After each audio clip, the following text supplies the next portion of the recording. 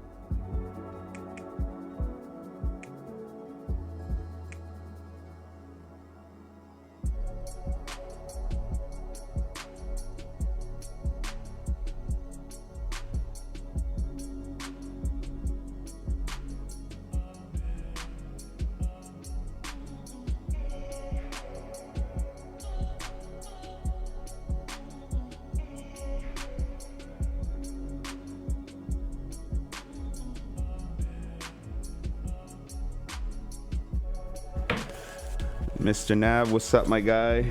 See you on the feed. Shout out to you and the podcast. We got the identity crisis going on. What's his name? Sorry, Nav. Oh, sorry. What's up, Nav? How you doing? They have a show as well too. It's called No Cap Conversations, where they talk about relationships and a whole bunch of other stuff. Oh, dope. All right, we're just doing some last minute uploads. I guess we could hear it throughout the whole school already. Let's go. Oh, nice. You guys could check out the video live on Twitch, cfreradio.ca. We got the identity crisis in the building. Yes. The musician, filmmaker, podcaster. And you listen to Poetic Radio, episode 110. I'm your host, Rennie Renz. Keep it locked.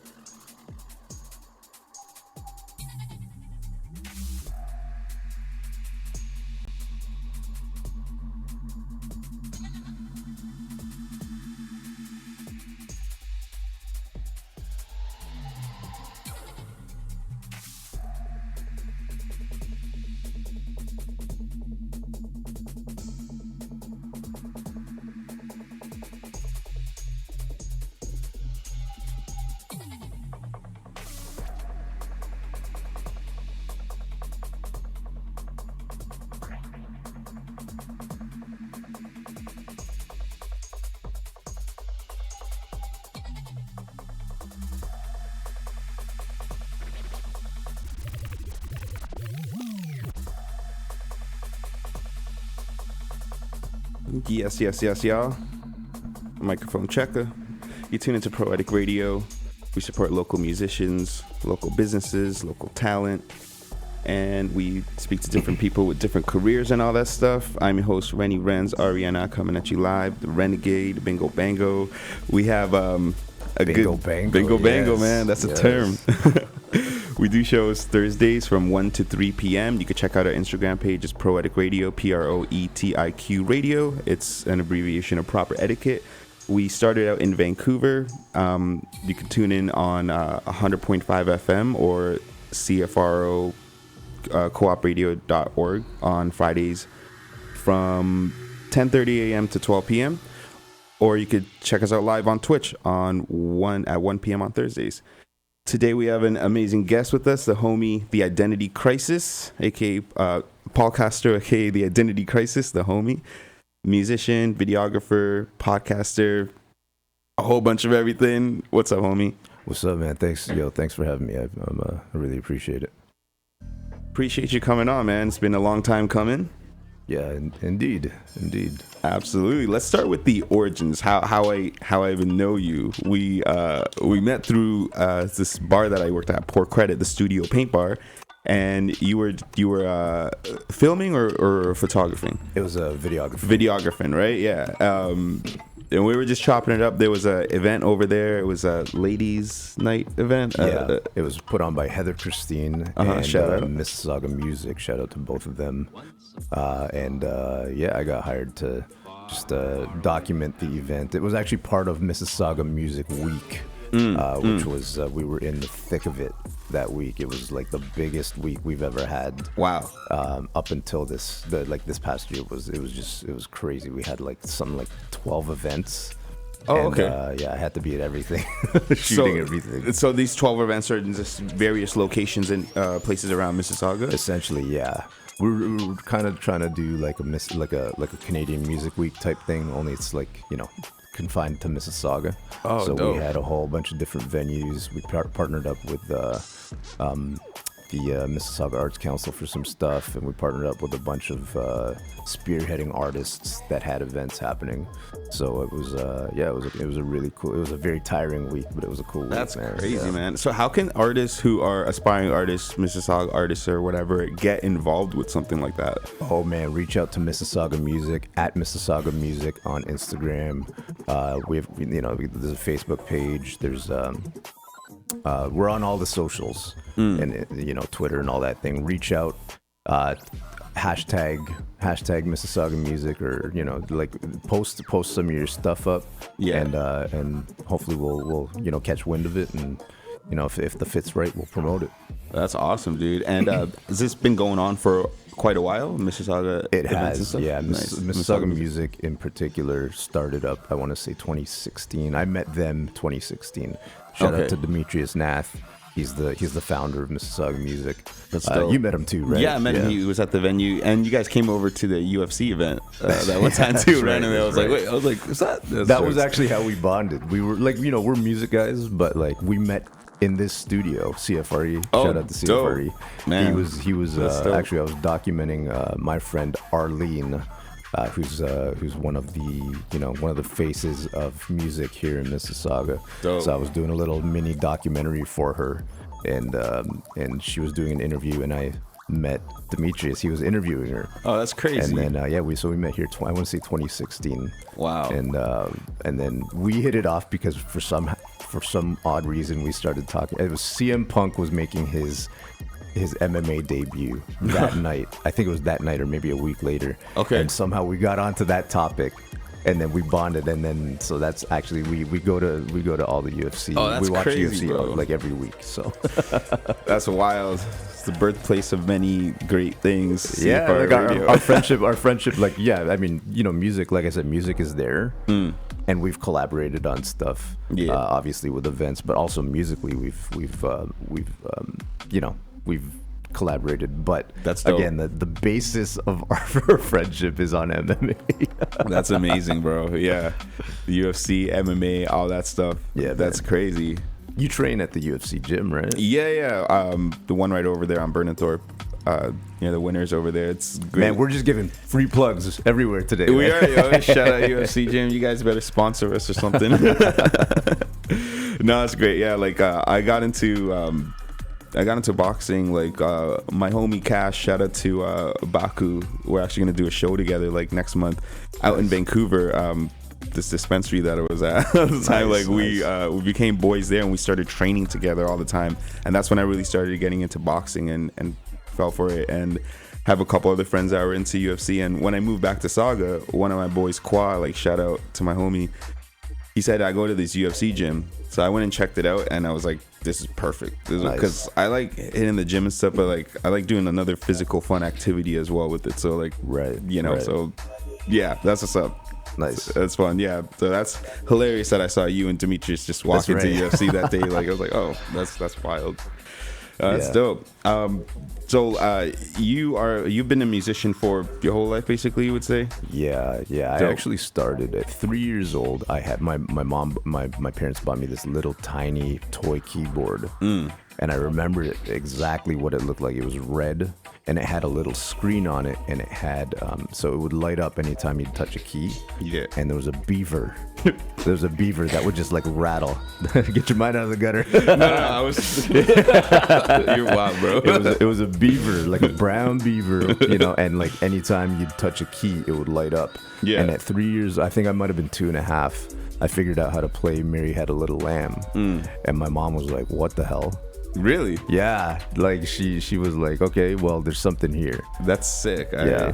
But then like it took a few years, and then finally I got enrolled in piano lessons. Okay. And that's kind of how the journey started. But I got a late start despite having what they call widow. They call that, I think that's what they call it when you have sort of like a natural ability to kind of pick up songs. Really? Oh shoot! So it's Yeah. called widow or something. That's it's like an old term. I think they just call it playing by ear now. Oh, okay. Yeah, or they call it Suzuki method if you're learning that way specifically. Interesting. But yeah, so that's something I was born with, luckily, you know, and I've, you know, it's a blessing and a curse because, you know, this is what I do for a living now. Dude, I 100% understand what you mean by a blessing and a curse. The way I interpret that is it's cool that you have this gift that's like so dope, but it's a curse because there's no perfect paved path for it to be a job or career, right? Exactly. You have to you kind of have to pave it yourself, right? You have to make you have to make those paths yourself. Is that what you mean by that? Say the whole blessing and curse thing? Yeah. Well, I mean, like I feel like I should have been, like, I could have been blessed with, like, you know, the ability to be a doctor or a lawyer, like really good memory and that kind of thing, and I would have been way better off. But, you know, this is what I do for a living. Yep, it is what it is, man. But you know what though, like, it helps, like having that gift helps other people in different ways. Whereas like having the gift of being a doctor or a lawyer or something, like, sure, it helps your patients and your clients and stuff, but the ability to, like, for music or entertainment and stuff and make people feel good, it also helps in a different way as well too. So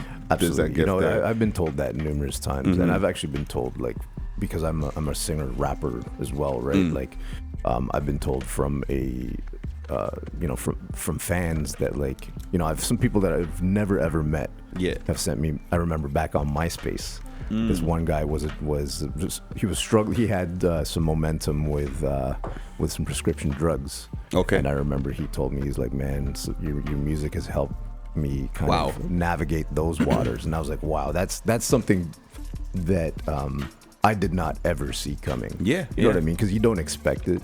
But yeah, there's something like it. And I know from personal experience, you know, my favorite artists growing up, you know, listening to records from a lyrical standpoint and from a musical standpoint would often touch my life in a way that, like, it would really affect and help shape the way my brain worked. Absolutely, you know what I mean? So yeah, that's definitely. I don't take that for granted whatsoever. That's you know, that's a blessing for sure. For sure, bro. What are the artists that you grew up listening to that affected you in that way? Oh man, okay, so like, I mean, I grew up in the 90s, so like a lot of the big bands for me were guys like Nirvana, Stone Temple Pilots, dope, and obviously like Wu-Tang and A Tribe Called Quest, and there's a band called DC Talk that I loved, and you know, like, and then in that era, I was also trying to dig deeper into those bands' influences.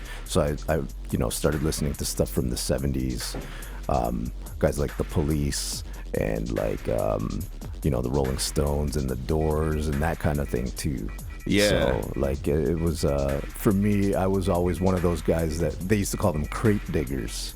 Which is who's the crate diggers? Like a DJ. That will go DITC, to almost like you're actually digging in the crates, like right, exactly. I don't think that term even exists anymore. Because, you know, it's like it's the industry has changed so much, and consumerism has changed so much, right? So like, people discover their music in different ways now. 100%, yeah. Where I had to read an interview in a magazine. You know, an interview with Stone Temple Pilots saying, "Oh, we grew up listening to David Bowie," and I'd be like, "Okay, David Bowie." Yo, bro, yeah, it's a rabbit hole. Honestly, it's the same thing it's like a Reddit or even like TikTok. Like, I'll watch something, somebody's getting interviewed by something like on TikTok or whatever, and I was like, "Oh, this person's talking about this, and he's interviewing this author. Oh, let me look into the thing that this author's saying," and then I'll go to a whole other link, and then I'll be looking at something else, and you just go down this rabbit hole, kind of thing. So, which makes it easier because, like, in this day and age, you can really just at the click of your phone discover some new stuff. But back then, you'd have to go to the record shop. You'd have to go to HMV. I don't know if you remember HMV. I do remember HMV. They used to have that in Square One and stuff too. HMV, Music World, and Sunrise Records were the three big ones in, you know, locally. I remember Sunrise. Oh yeah, Music Sunrise World, is I'm still not around. too sure. Oh yeah, yeah. True. Sunrise is still around. Damn. I think they have a couple. They have a location. They have a couple locations, at least in Toronto. And I think they have one at Erin Mills Town Center too. Don't quote me on that, but oh yeah, true. Yeah, man. So like that's dope. that's what I had to do. You know, and I would pair up with friends, you know, like-minded individuals that were other DJs or other fellow musicians. Yeah. And that's how we would discover music. Right? I mean, bro, like there's a lot of records, like even like Drake's album, like he has samples that have been resampled on there, and a lot of people are like, oh, this is cool, but like you don't know it until you actually like listen to it and know it. I feel like a lot of people won't dig in through records or CDs or stuff unless they like look at their dad's stuff on the shelf and like, what is this? Or if you're a music producer or a huge music head, then you thoroughly want to dig through those records and stuff. So I feel like it's up to you if you're really interested that much to actually go through it, rather than only going to Spotify and iTunes and YouTube and seeing everything that comes up like that and stuff. So, well, I mean, back then you'd have to look at the liner notes, and I'm what you call a liner note junkie. Okay. Because I would look at my favorite records, and I'd look at who produced it, who played drums on it, who played guitar on it, who played whatever, and then what was the sample. You'd have to look at the liner notes back then. Oh, fire. Nowadays you can look at who sampled. Have you heard of whosampled.com? Oh, yeah, I remember whosampled.com. Yeah, so it's like, it's great because they list everyone that sampled the song. And then they talk about like, yeah, that's especially for producers. I was under the impression we're getting deep into the bro, I love that. That's dope. Into the talking shop. That's what we're doing right now. No, well, that's what we're here for, bro. Like, so that's interesting. I always thought Who Sampled was more, you could look up the song and see what song, what record the song sampled. But you're telling me you could look up the record and you can see all the songs that sampled that record. It works both ways. Oh, It works both ways. So yeah. Wow. What are some of your favorite records that have been sampled, and what records are they? Oh man, jeez. Like there's a lot of, it's all like 70s stuff, man. Like, you know, a lot of James Brown stuff. Classic sample. Yeah, you know, but a lot of jazz records and like obscure records. Like a couple of my favorite producers are like Q-Tip. Oh, and, dope! Tribe Called Quest and Jay Dilla. You know, they actually had a tandem. They had a team together. Can you imagine? Who Q-Tip and Jay Dilla did? Yeah, it was called the UMA. So I actually had no idea about that. That's dope. It was Q-Tip. It was Jay Dilla. It was Ali Shaheed Muhammad, who's also part of Tribe Called Quest. He's their DJ. And I'm pretty sure they had Raphael Sadiq as well as D'Angelo that kind of contributed as well. Oh, wow. So but it was essentially Q-Tip and Jay Dilla. And they ended up producing the last 3 Tribe Called Quest records, and they produced, you know, the Q-Tip records, and then Jay Dilla went and did his own thing and paired up with the Soulquarians and like the stuff that they would sample was always obscure jazz and like bossa nova records and stuff that you like international records that, you know, that 100%. Never really broke here because they wanted to kind of like bring a fresh sound to, because everybody back in the 80s and 90s was sampling James Brown. 100%. And so they wanted to, you know, no knock against James Brown, but it was being done to death, right? So they wanted to bring some new stuff in, and so I like the obscure stuff.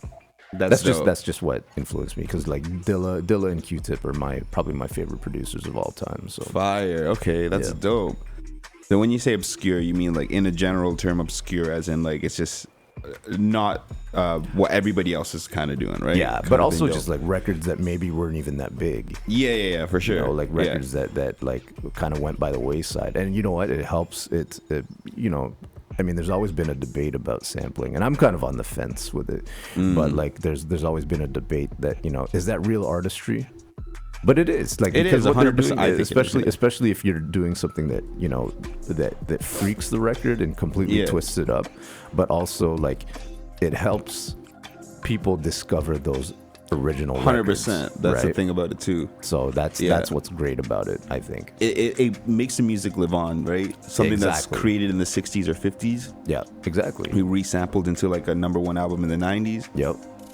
And then somebody will bring that back in like a movie or something in 2020, and they'll be like, oh, what is this song that was made in the 90s? And then they'll listen to it, and if they really go deep into it, they're like, oh, where was it sampled from? Right. That's crazy. Like, and hopefully the logistics are in place that the original artist, or at least their estate, gets, you know, some kind of royalties, right? Kind of payment, so that's what's great about it. Absolutely. Actually, there's a whole thing about sampling where the original artist, if the sampling artist goes to the original artist and says, can we put this out? If they do it properly with publishing and that kind of thing, the original artist has the option of saying, yeah, sure, but I'm taking 100% of the profits. They can do that.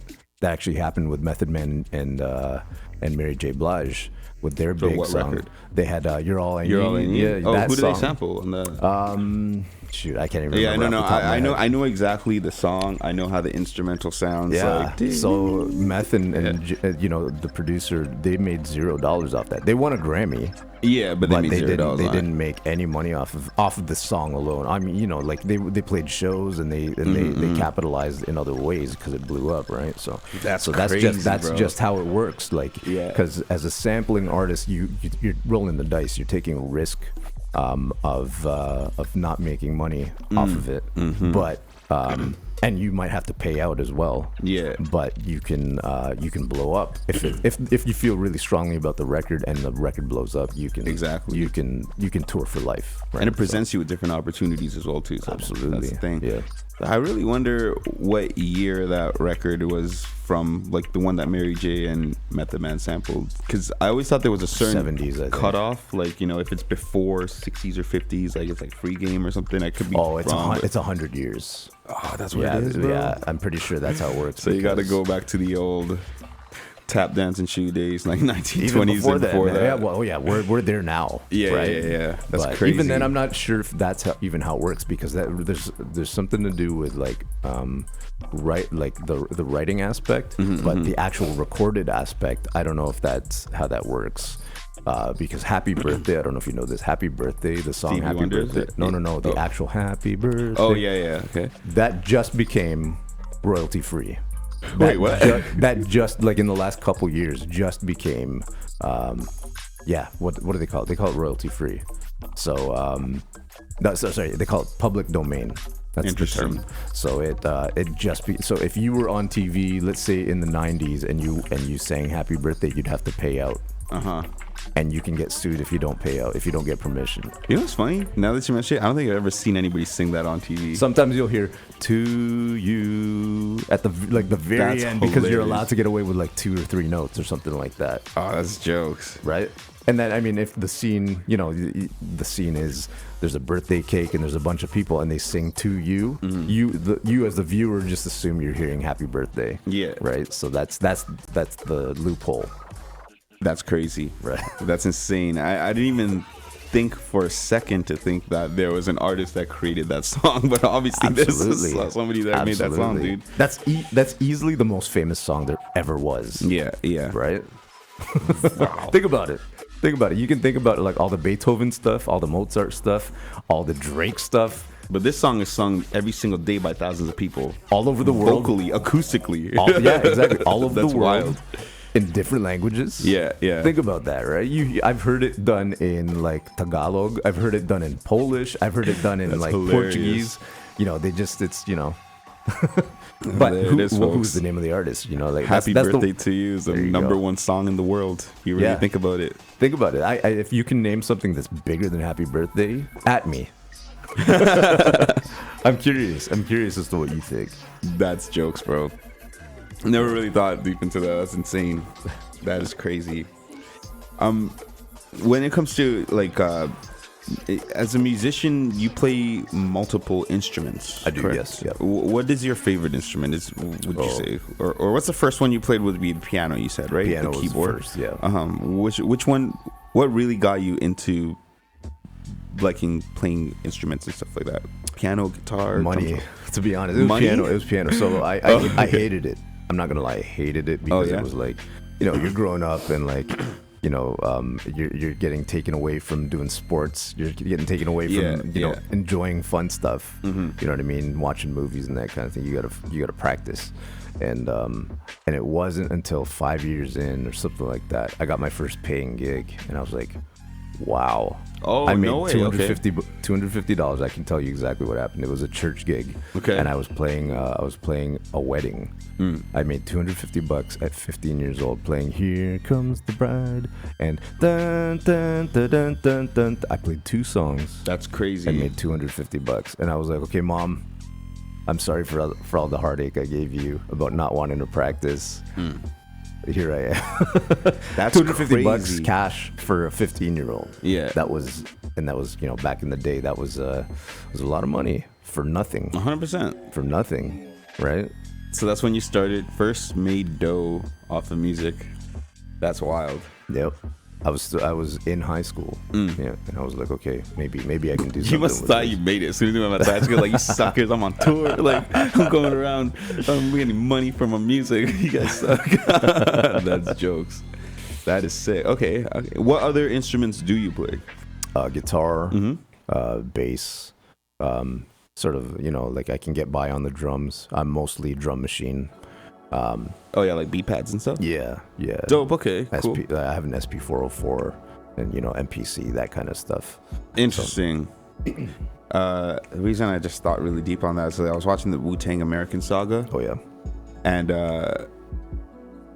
RZA, like, he was trying to steal I think it was SP1200 or something. Oh yeah. It was $2,000. That was the original sampler. That's crazy. Yeah. That's insane. So you mess around with the SP404 and MPCs. Yep. What is the biggest differences between those two? The MPC is it's what do you call it? It's trigger sensitive. So if you hit it harder, the sounds are louder. It's like a piano. Yeah. The SP404, you'd have to control it in post. You'd have to control the volume levels in post. Oh, dude. So because it's all one level, it's all just loud, right? So. Or soft, depending on how you imported the sample and that kind of thing. Okay. Yeah. That makes a lot of sense. I use MPC, the Akai Mini one. Yeah. You've seen the one that I use, and I have a hard time looping every 2-3 bars. So sometimes I'll just go for like the whole 3 minutes of just like trying to hit the same beat over and over again. Yeah. But like you just mentioned, it's trigger sensitive, so it's going to be off. Sometimes, like it's going to be on and off because sometimes I'll be hitting harder and less. So all right, but that gives it the human feel. You know what I mean? True, Which is true. what most. I mean, back in the day, that's what you wanted to kind of accomplish. You didn't want to sound like a robot. But nowadays, all the producers they want to sound like a robot. They want everything repetitive, but also like it needs to sound perfect. Yes, in the sense that there's no like. Everything is in time, which is great, but that's what gives it, especially current hip hop, the whole trap and the whole drill sound. Everything needs to be like perfectly. It can't sound human. Yeah. It's got to be aligned. Yeah. Wasn't it like, I forgot who it was a rock. It was like some musician. He's like in the future everything's gonna be controlled through like a little electronic. Yeah, it's actually my favorite singer. Well, one of the guys I mentioned. No. From The Doors. From The Doors. Oh yeah, James Morrison. Yeah, Jim Morrison, right? Yeah, he said that. He said that. Yeah. And he was spot on. Spot on, and bro. he said that in the '60s, bro. Yeah. Was it the '60s? It might have been early '70s or 1970 on the nose. And that wasn't really done yet. And he was right. He was right on the money. That's crazy. Yeah. Do you think Jim Morrison was more of a musician or a poet? Or a philosopher? Like, he had a lot of different views, I would think.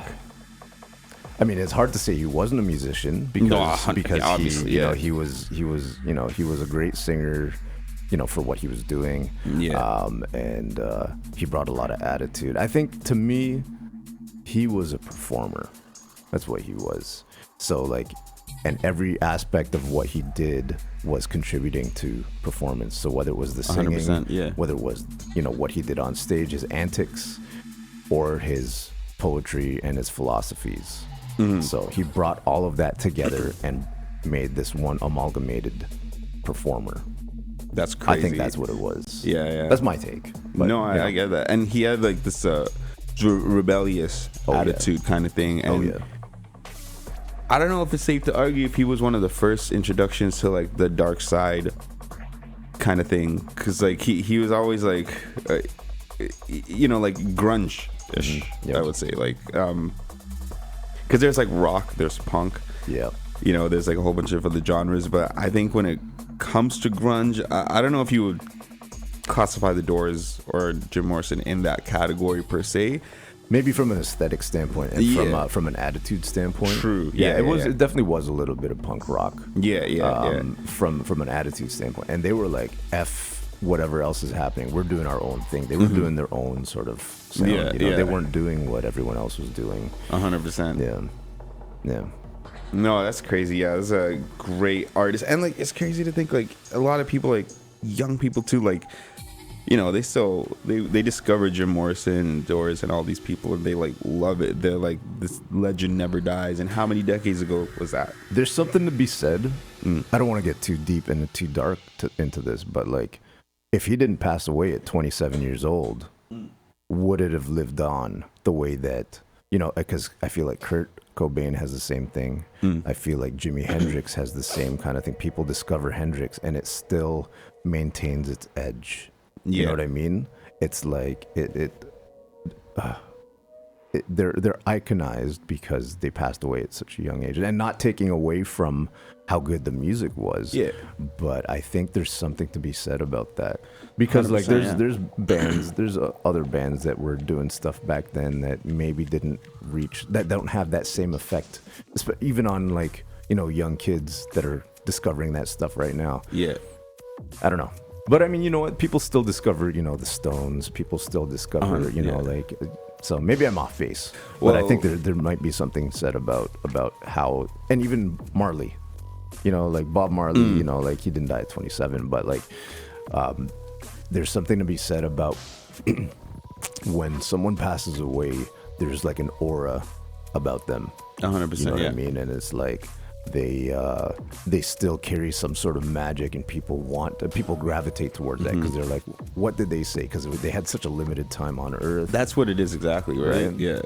And a lot of this stuff was recorded, and it's like, because you leech onto every single word that they say. Yeah. You look back at their interviews and their music, they are who they are away from their music, even when they're not performing. Like the things that come out of their mouth, the things that they say, and it doesn't fade away, if they're like past 27 and they're like 40 or something like that. And like, not to say that that's bad or anything, but like because they had that limited time to say what they felt and stuff, people look at it like it's like a limited time series. Exactly. Like it's a movie. Exactly. They like go back and they're like, oh, that was such a classic. I wish they could remake that movie, but you can't. Right, they're dead. Right. Yeah, exactly.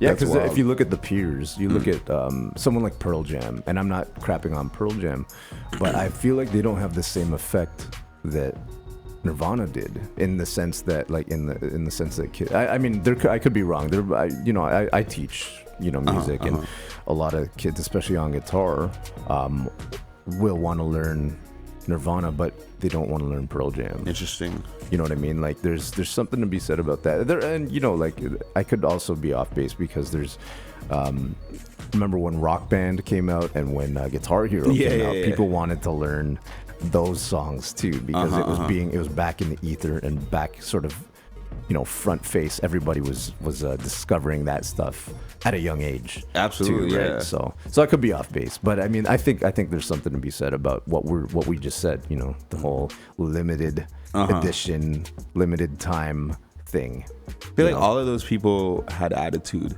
Yeah, definitely. Too. So like, I wonder if that's the difference between Nirvana and Pearl Jam. Like, I would think that Nirvana's got more attitude than Pearl Jam and stuff. So like, people like that rebellious stage, and teen angst is the thing that pays dividends for decades and probably for centuries, because it's almost like it's so relatable for a lot of people. Right, 100%. There's a lot of disenfranchised youth. They are still drawn to like-minded individuals that expressed art. So because I think you're right. Those individuals, like teens or anybody who's like, they're at that age where they're like, oh, my parents are. They're pissing me off, and like, people at school, they're pissing me off. So you just put on these headphones and you listen to some music that like, they're telling you like, yeah, I know they're pissing me off too. But here's a record that you'll agree with, and they're just like, yeah, that's dope. I definitely, that's dope. Let's. I want to get into a little bit of your music. Sure. One of the songs that I heard and I was like, I actually really thoroughly enjoyed this track. It's sick as The Mask. Oh, cool. It was it was off the I Hate the F Word album you had there. Yes, sir. So that's dope. Can you tell us a little bit about that record? Yeah. So I Hate the F Word was my last album that I put out 2011 now. So we're talking 12 years ago. Damn, all right. This song in particular, I was going to the dubstep clubs. Yeah. And I was like seeing it's kind of what was happening with that movement. I remember it was a flash in the pan, unfortunately. But I mean, like, there's a dubstep track playing right now. Yeah. But like, I remember Britney Spears was doing stuff, and like all these big pop artists were like, "Yo, what is this?" Because it was touching. Like, and when you'd go to one of those underground clubs, you'd see people of different races, different like genres of dress. And they were all feeling sort of the dubstep thing at the time, and I was like, "Whoa, this is cool!" So I wanted to do something different. This is a subgenre of dubstep. This is called drum step, and I was mixing drum step with alt rock because I sing on it and I'm playing guitar on it. Dope. And I kind of went a little bit of drum and bass as well on it. So this is the song, man. That's fire. All right, let's peep this record right here. The Mask by the Identity CRiSiS.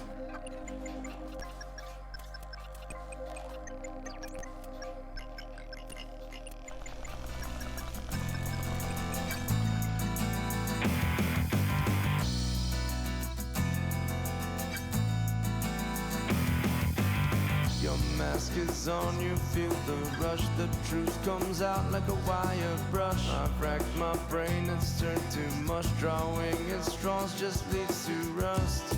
Say what you want, I don't recognize your face. Say what you want, I don't recognize your face.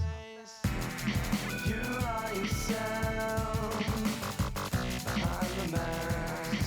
You speak the truth behind the mask.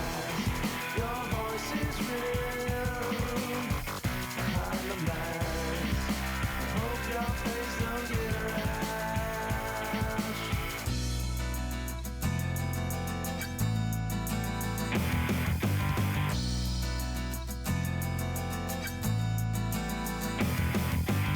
The heat's intense, desire and lust. A fingerprint covered in dust. Whatever's right, do what you must. Separate just from the unjust. Say what you want, I don't recognize your face. Say what you want, I don't recognize your face. You are yourself behind the mask. You speak the truth behind the mask. Your voice is real behind the mask. I hope your face don't get around. It's so easy, it's so free. You feel so tough cause we can't see. It's so easy, it's so free. Your life of mediocrity. Say what you want, I don't recognize your face. Say what you want, I don't recognize your face.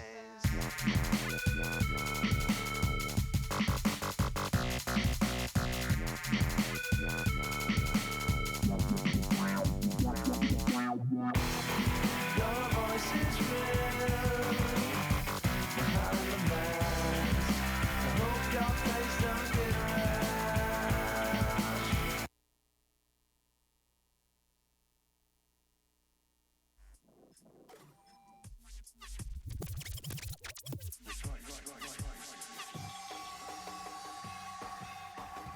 Yes, y'all. You listen to Poetic Radio. That record right there is by the Identity CRiSiS. The track's called The Mask. Yeah, you can check out the video on that on YouTube, youtube.com/theidc. And it's featuring my boy, Sam Boy Maihara on, he's a b-boy / barber. Oh, dope. He's actually my barber. Oh, And shoot, yeah. He's doing his windmills and stuff on that video. That was the last video I did that I didn't direct. Like, that was Okay. I would always hire directors before. And this was my team. They're called what are they called? This is terrible. It's okay. It'll come to you. JP Carthy and Emily Carthy. Shout True. out to JP and Emily. They moved back out west to Vancouver. Oh, yeah. Shout out Vancouver. Yeah, man. Shout out to Van City. That's sick, dude. videography wise, so that was the first video that you did not direct, you were saying? That was the last one. So I did a bunch with them, and then when they moved, I was like, okay, what am I gonna do now? Like, it's hard to find a team that's simpatico with your vision, and that sort of sees things the way you do. 100%, yeah. And those guys brought so much to the table that I was like, oh my gosh, like, thank you guys for doing what you do, because you capture exactly what I'm going for, but they take it in directions like that I wouldn't even go in. Yeah. But crazy, but bro. then after they kind of took off, I was kind of left to my own devices, and I started directing my own stuff. More story based. Their stuff was like visual. Okay. Yeah. I like doing more story based videos now. So, and that's just how I do it. But I'm looking for other directors to kind of collaborate with as well. So That's dope. Actually, next week, my boy Kieran, shout out to Kieran, he's a big movie head into films and stuff, and he getting into directing and stuff. And nice. Maybe you could do a cool collaboration. There you go. Stuff. What's there up, you Kieran? Go. Yeah, Sow those seeds. Shout out to the homie. That's awesome. That sounded wrong. Sow those seeds. You know what I mean. Yeah, I got you. Extend the olive branch. That's hilarious. Oh, Kieran just hit me up. That's actually hilarious, bro. Dude, I actually gotta shout this guy out, because your ears must be ringing, my dude. Oh my god, that's hilarious. I gotta send him the link. Just bear with me for 2 seconds. Yeah, no worries, guys. man. No worries. Hey, thanks again for having me on this show, man. This is very chill. This is the old stomping grounds for me too. I've been coming to CFRE for years. Like I said, with Mississauga Music, I've been doing shows with Mississauga Music here. I did Rock It Up Radio quite a few times shout here. Out to Darren. Yeah, shout out to Darren Flower. There's history here. I've been coming here for like I said, years. 100%, bro. Much more to come. Like I always tell anybody that comes here, especially when the vibes are great, like, it's the beginning. Like there's much more to come. We could do like so much. Like I feel like this is a means to an end, like with this whole podcasting thing. So it's actually pretty great. Shout out to New Theory Radio too. Nav Nanwa, I did his show a couple times here too. Oh, we're here? Oh really? Yeah, New Theory Radio. He's now out in Windsor. He's on CBC Radio now, so he used it. It was a stepping stone. So yeah. So who knows where we're gonna see Rennie Ren next? Bingo Bango. Where are we gonna see Bingo Bango next, man? This could be This could be the stepping stone to something big. 100%. Bingo Bango is a phrase. It's amazing. Yo, Bingo Bango was a track by Basement Jacks. Basement Jacks. You know what's funny? So I was like thinking about. I was thinking about that word today, like bingo bango, because like I used to say it a lot, and then in the past month I'm like, I don't say it anymore, bro. But I need to start using that word again, because it's just funny and it's just so dumb and silly and stupid.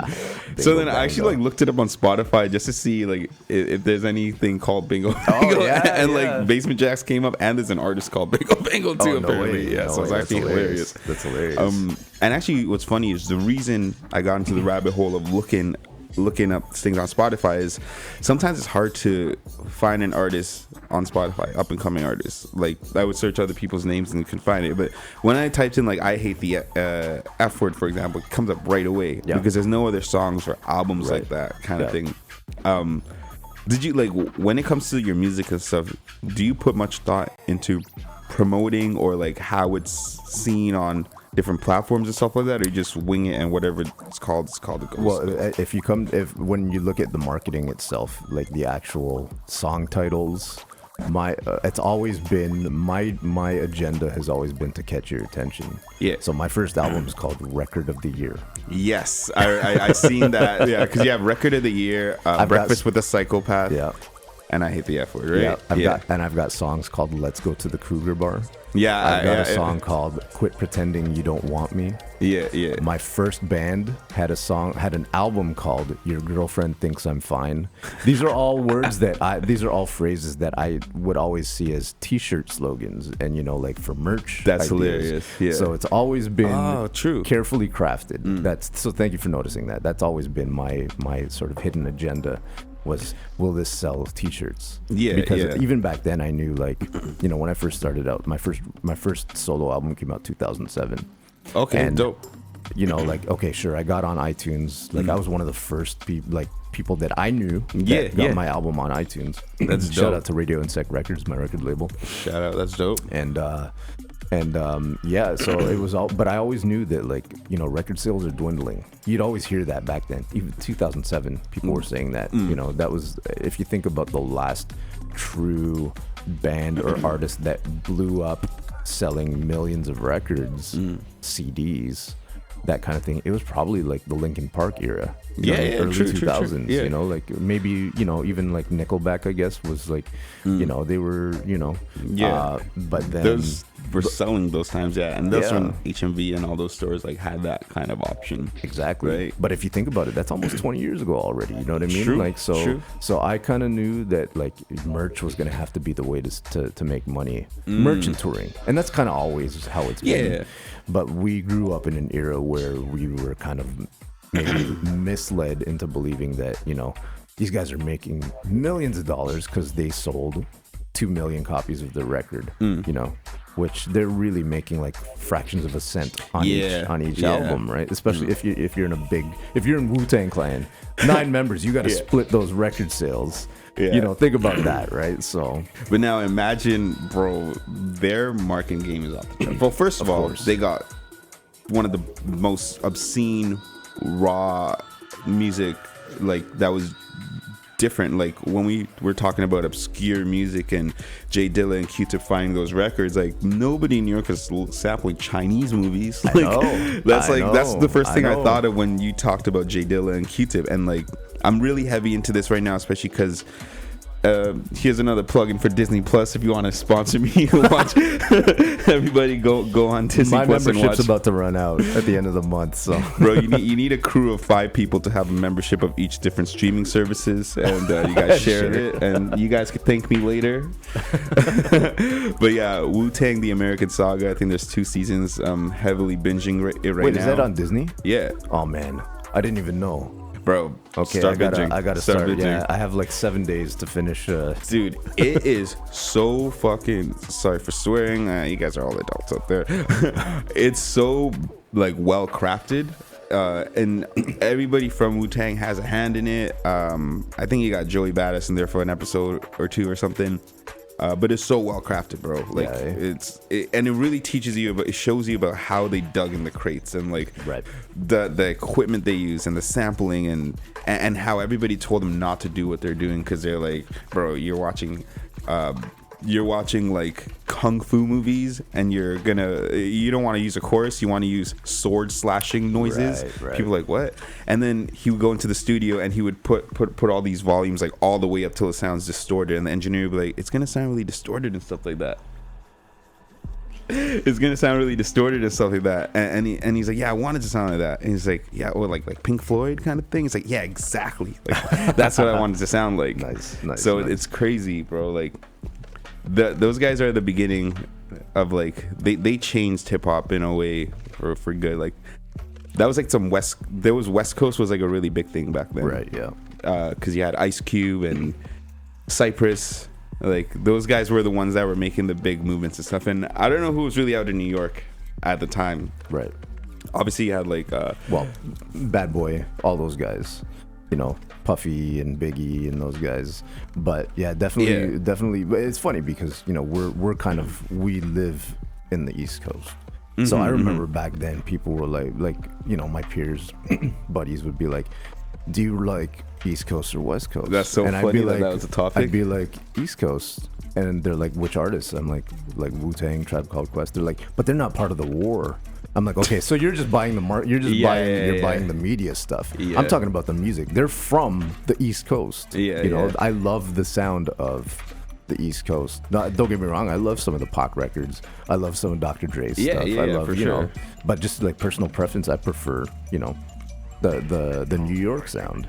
And actually Pac is from New York, so originally, right? Yeah. Yo, that's so wild that your homie said they're not part of the war, though. Yeah. It just goes to show you how like in depth people are with like, you know, like just like some kind of beef.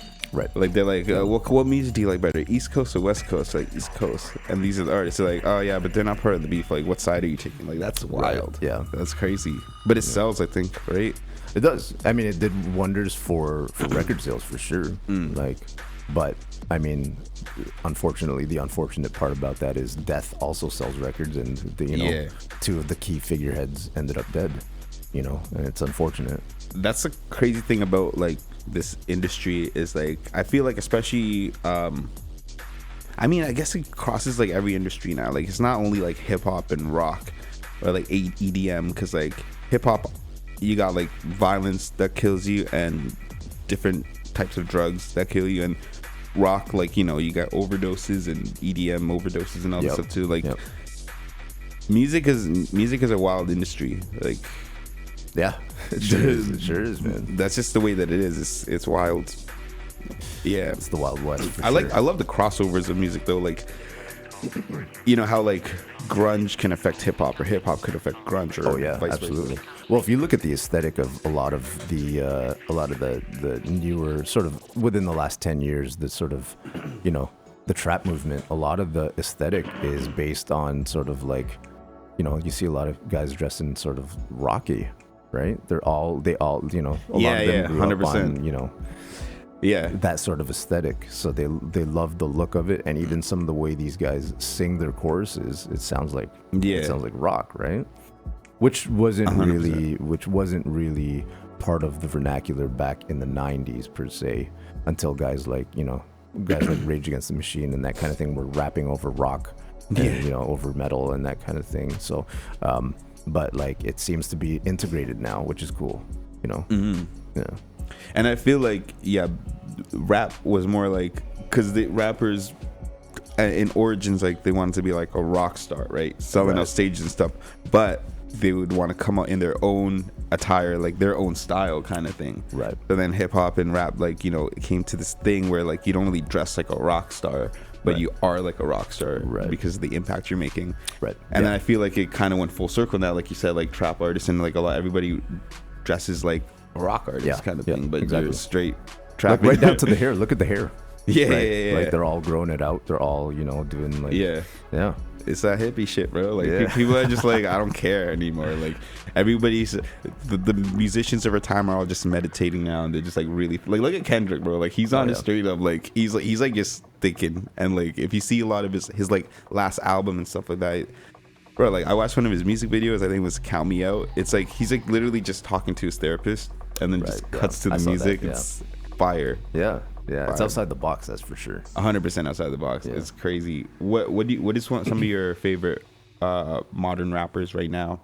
People that are like putting out hits like albums. I mean, I don't know if you'd consider them modern per se, but like J. Cole, Kendrick. That's what I meant. I mean, they're kind of modern, but they're still rooted in sort of 100% our sort of schooling. You know what I mean? They grew up listening to what we listen to. So those guys really stand out, I think. 100%.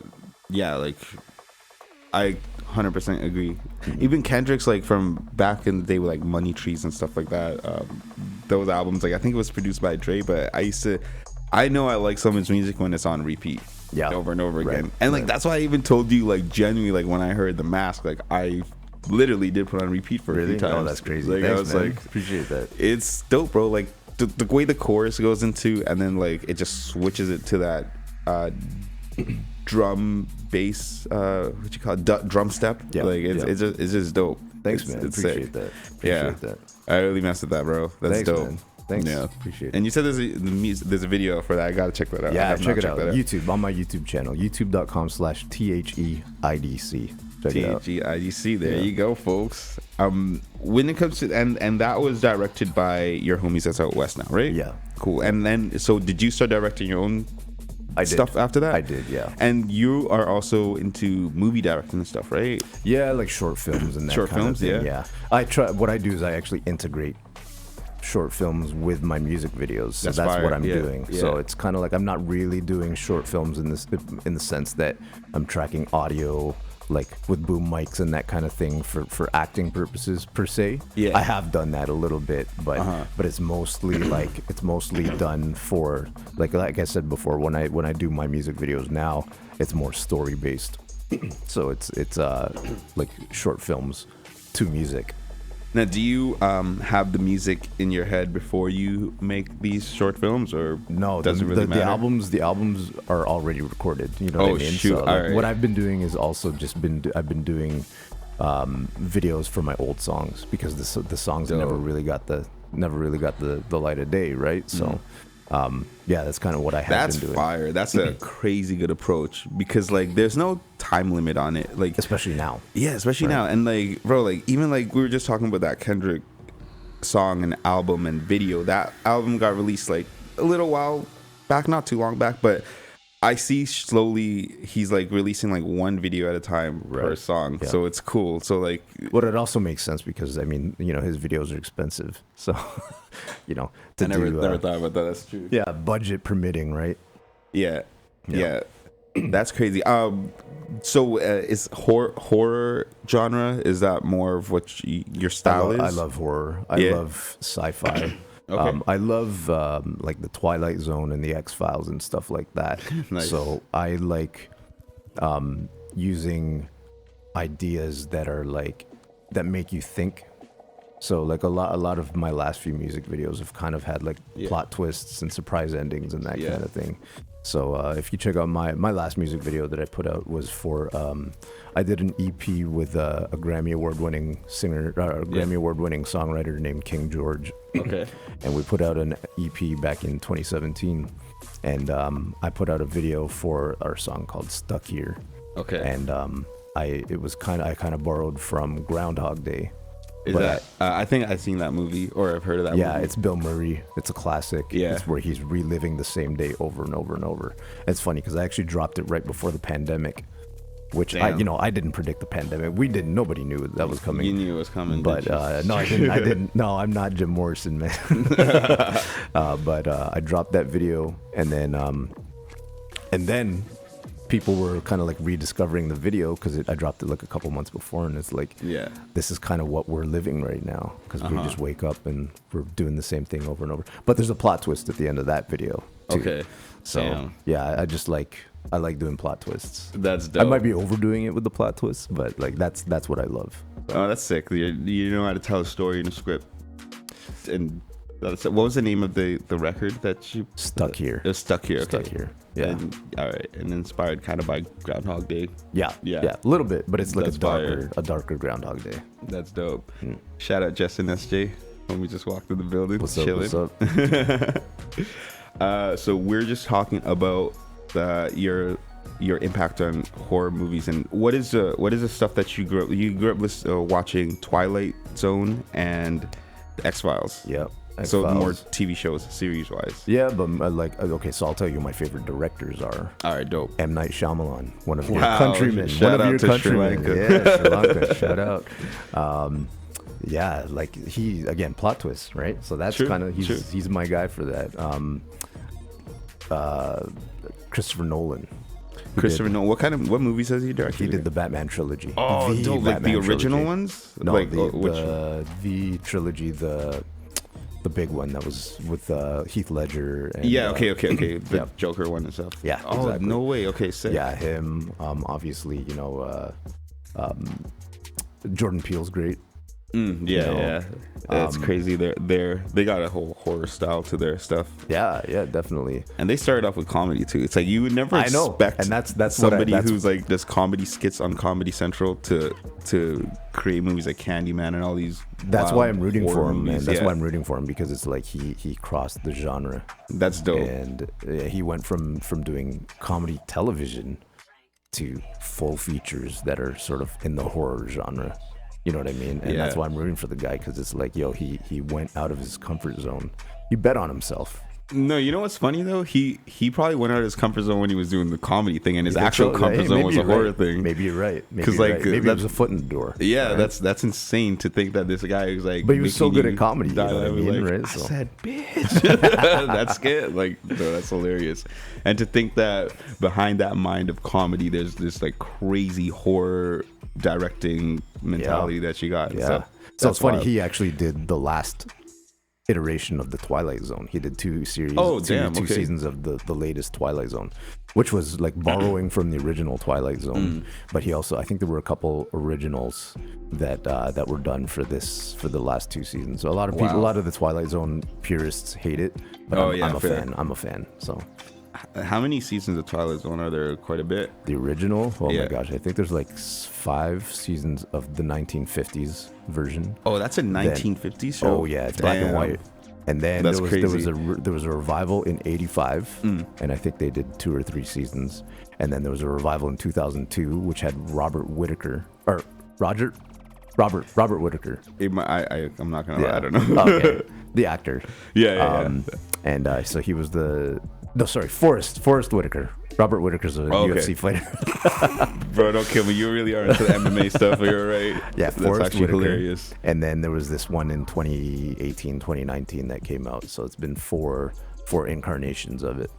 Oh, damn. Okay. Black Mirror is another show that I love. I don't know if you've seen that. Yeah, I've seen Netflix. Black Mirror. Oh, yeah, man. That's a trippy show. Oh, yeah. Big time, man. Big time. Which one is your favorite Black Mirror episode? Oh, man. Which one do you recall the most? Oh, obviously that first one. That's like that one. That one was the one with the pig. Do you remember that one? Season 1, episode 1. It's the what do you call it? The politician has to bang a pig on live television. Oh damn! Yeah, Black Mirror is messed up. That's the one. That's the one that catches you. It either catches you, or you're you're in, or you're not in at all. Yeah. And most people that I know that watched it were like, "Oh, what is this?" Yeah. But there are a select few that were like, "Wow, this is phenomenal." No, phenomenal. For sure. The Brits are next level with the storytelling. You know, is it a British? Oh yeah. The Brits have always. I always bow down to the Brits, man. They've always, like The Office, the original. Yeah, Office, I was just about. right? That's literally what my mind was jumping to. They spark something, and then it goes worldwide. Yeah, man. Somebody else catches it too. That's crazy. Sure. So all hail the Brits, man. They're always ahead of the curve with at least with filmmaking and that kind of thing. So that's fire. So generally with horror cinema, it's mostly series and TV shows. Oh no, movies, I've watched like all the classics. All the Jason, all the Freddy, all the Michael Myers stuff. True. But also like the Paranormal Activities and the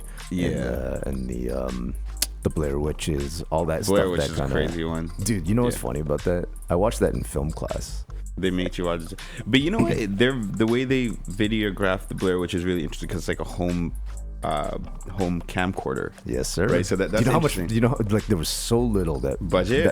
I'm just gonna guess so like much less money. than $10,000, right? I don't even know. It's on Wikipedia or whatever. It's sick. Well documented that they made something out of nothing. And when I say something, I'm talking about 100%. Millions of dollars. Yeah.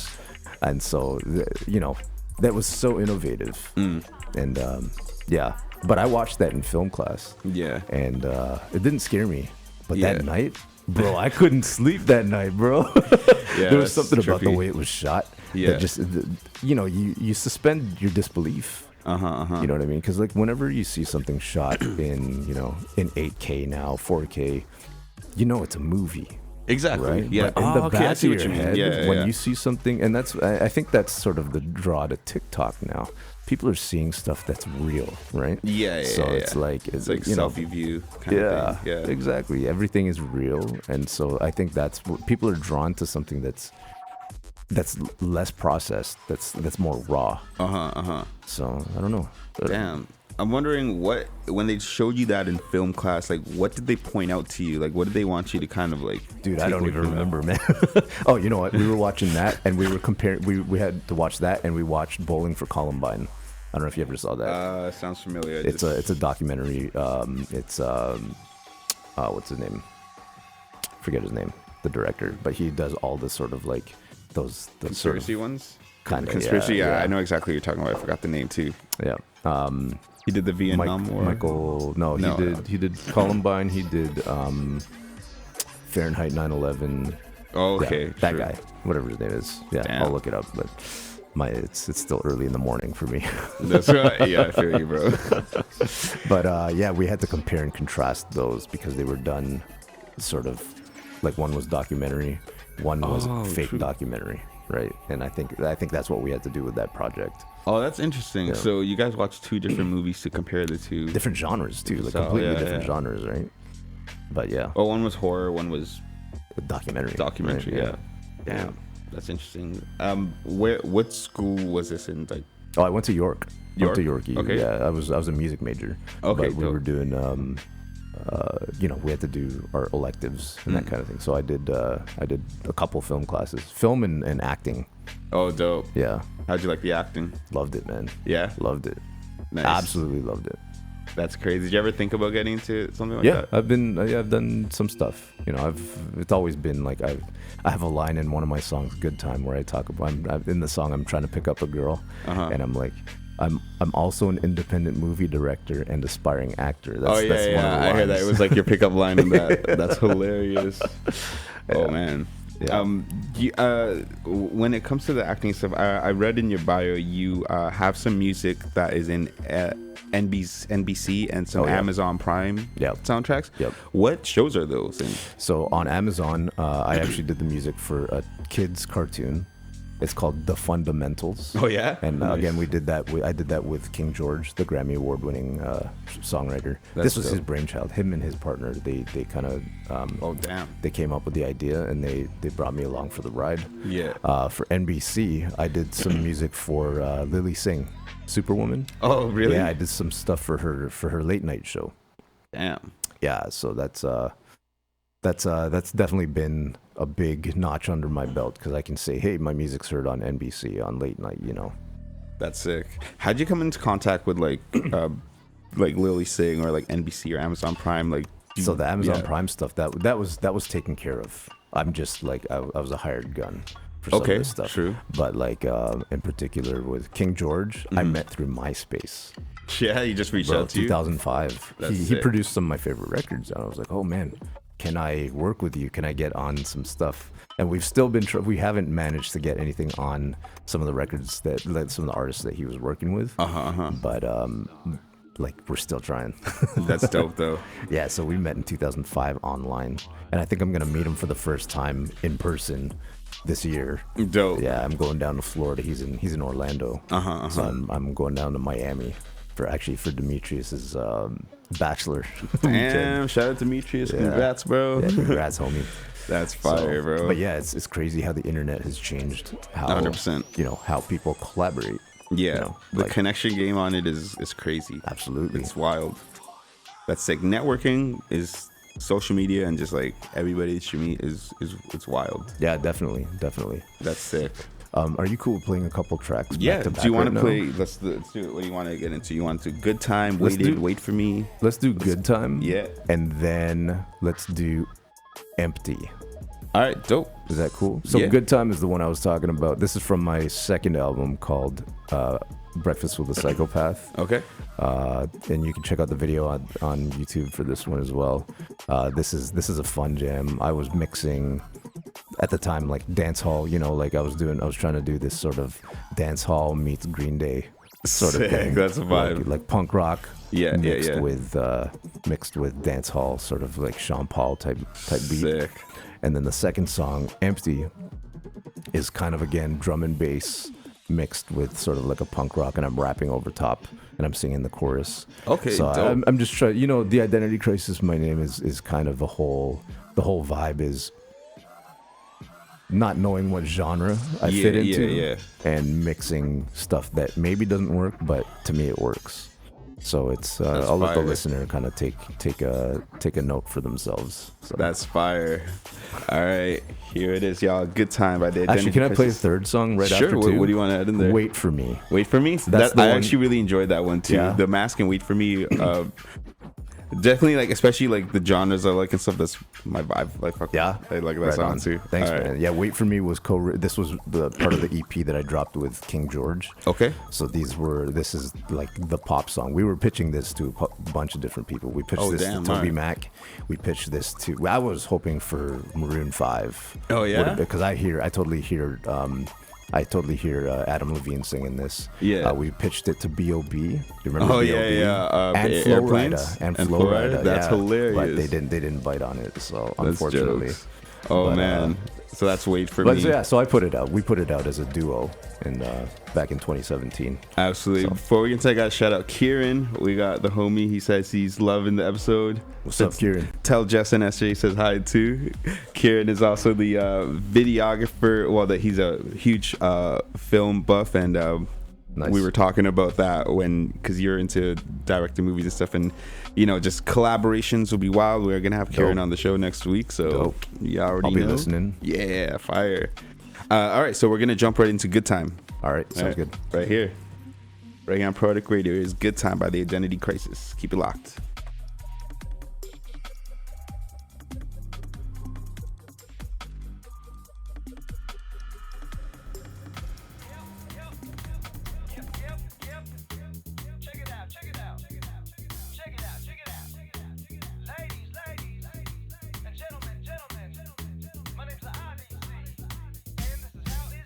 Baby doll, you're staring at me as if I was a big old piece of meat. A crime against all of humanity. I'm gonna tell your mommy and your daddy I'm playing, girl, come and just dance with me. You dolled up and you're looking so pretty, and you're sipping on your French martini. I'm thinking that you looking so fancy. Hope you don't mind what I'm wearing. A t-shirt of Elvis Presley and sipping on my decaffeinated green tea. Are you losing interest in me? I'll smoke, but I'll be keeping you company, cause you're the prettiest one that I see. The DJ's ripping up the whole scene. Can you feel that bass rumble in your spleen? I came here to have a good time. Put away the Rolex and minus to the fine wine. Gonna keep it moving till we see the sunshine. Tearing up the dance floor with ladies that look fine.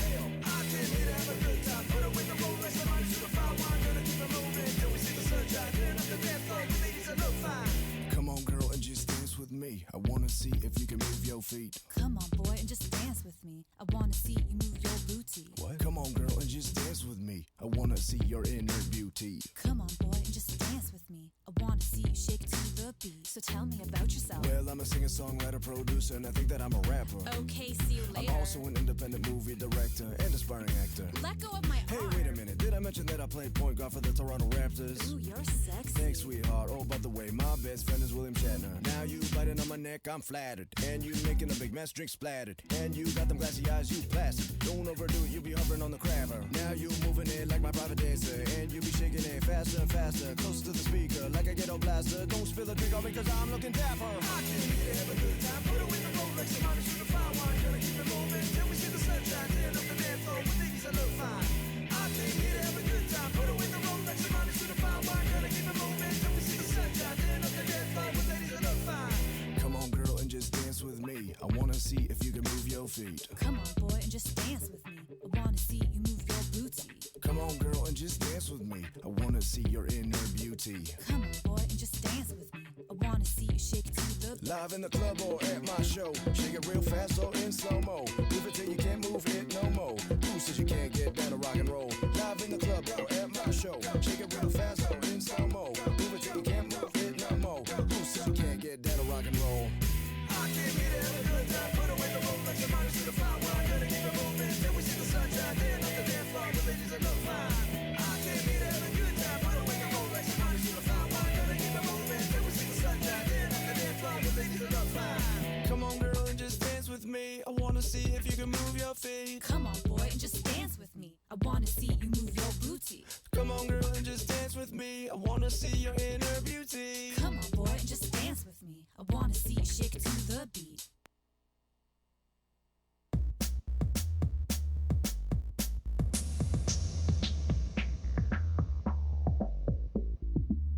Go big or go home has always been my mentality. It's probably why I'm bordering on insanity. And I've driven so far that my tank's on empty. The quest for the Holy Grail taking so much out of me. Building bridges to my castle, got no enemies. Trying to build a throne with the white gold canopy. The knights of my round table, platinum black centerpiece. Yes, I'm cursed with desire to chase the things out of reach. Silly dreamers got me chasing my tail. It's designed in such a way that 98% fail. But still I go ahead into the stormy ocean I sail. Until I end up in the bellies of piranhas and whales. The paper chasers got me out of rest swimming in the desert. Sometimes when I jump out the ship, maybe I should just go to bed and rest my head and end up dead. But I really need to make the cheddar and the bacon and the bread.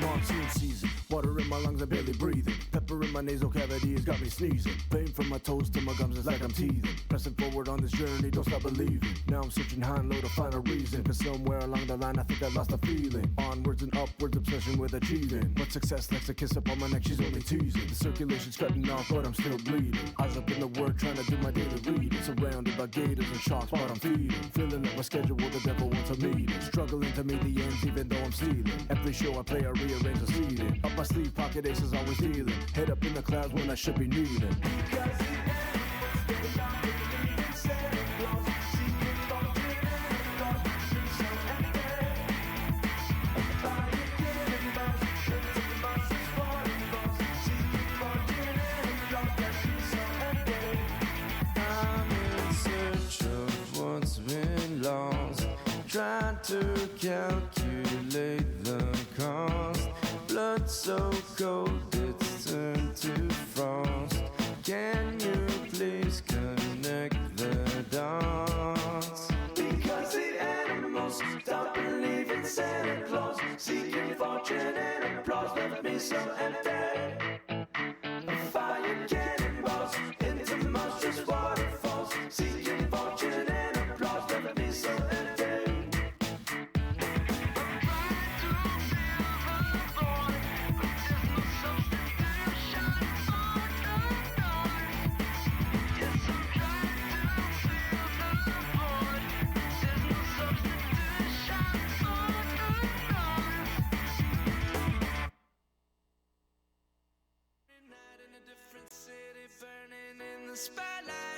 Wishing that I could share this moment with you in candlelight.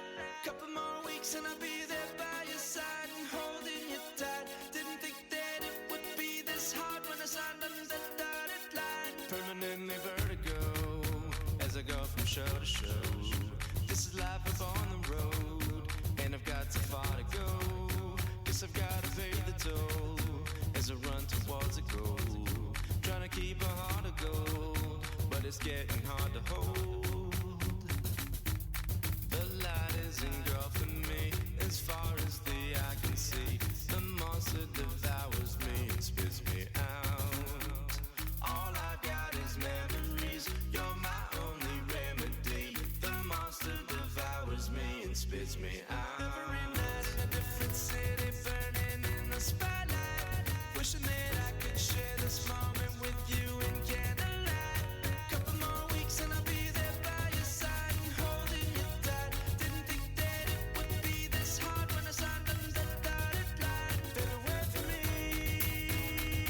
oh. Can you wait for me, oh. When the crowd screams my flows, sings along with songs they know. Now my ducks are in a row, basking in the afterglow. But the days are passing slow, and the nights are dark and cold. Too afraid to eat the crow. Is it even worth the dough? The light is engulfing me as far as the eye can see. The monster devours me and spits me out. All I got is memories, you're my only remedy. The monster devours me and spits me out. Every night in a different city, burning in the spotlight. Wishing that I could share this moment with you in candlelight. Couple more weeks and I'll be there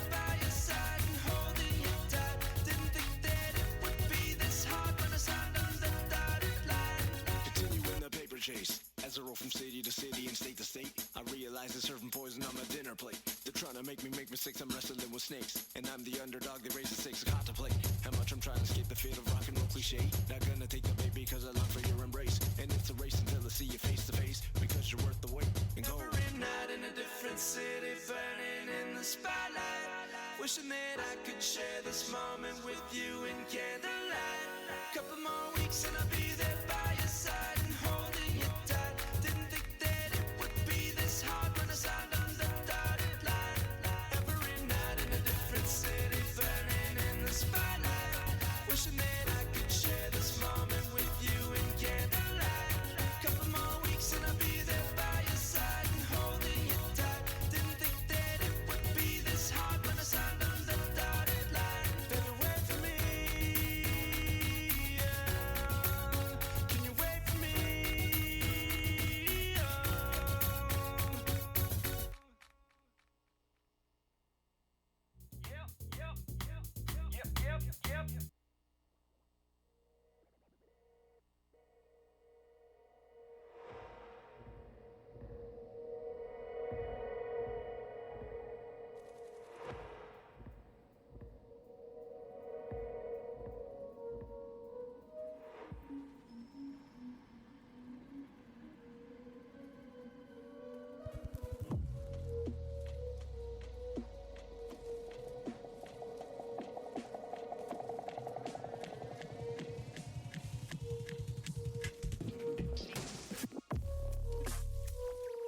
Microphone checker 1 2 1 2. Ari and I coming at you live. Rennie Renz, Renegade, Bingo Bango, Bingo bango. Poetic Radio, episode 110. We got the Identity Crisis in the building. What's up? What's up? Chilling. We got the homies Jess and SJ in the building. What's up? What's Chilling, up? vibing. We got into a whole lot of stuff about your music, directing, what inspired you, film wise, music wise, and all that stuff. I kind of want to talk shop. Okay. I want to get into more of that. Yeah, we have been talking shop. Production wise, Yeah. what DAW, what do you use, like a software wise? Because when it comes to equipment, you said you use SP404 and an MPC, Yep. right? What about software wise? So like, what do you use? Man, my first 2 records were done on Cubase. Cubix? Yeah, Cubase. Cubase? Yeah. Okay, dope. And actually, no, my second album was done on. First album was Cubase. Second album was Pro Tools. Okay. Yeah. So I kind of go between those two. Pro Tools is more of a Mac item kind of thing, an Apple item. Okay, true. And you can plug in like SP404 and MPC all into those programs. Oh, that's dope. Because I'm just importing my own sounds. Right? Yeah. So yeah. So you're more self-taught, would you say? Well, I went to school for. I learned about programming and that kind of stuff. So actually, my high school, Applewood Heights.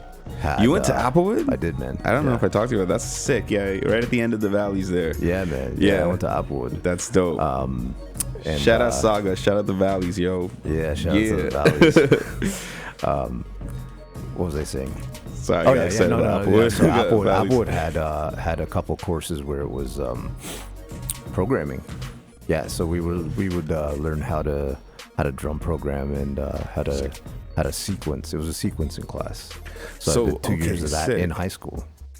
What? Oh man, that's crazy. You guys had a music program like that in high school? Yeah. Applewood was at the time. I don't know what it's like now, but at the time, its music program was definitely better than most public schools. Really? Not at the level of like a Cawthron Park or Mayfield, where it's an art school. But definitely, they were definitely forward thinking. Yeah. Wow. Shout out to Richard Stouffer and Kevin Little, who were the 2 main guys there who I'm still friends with, actually. That's dope, man. The 2 high school teachers there.